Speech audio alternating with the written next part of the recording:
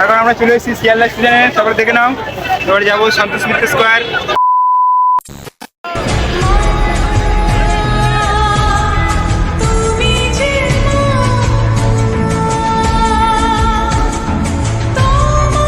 A few moments later.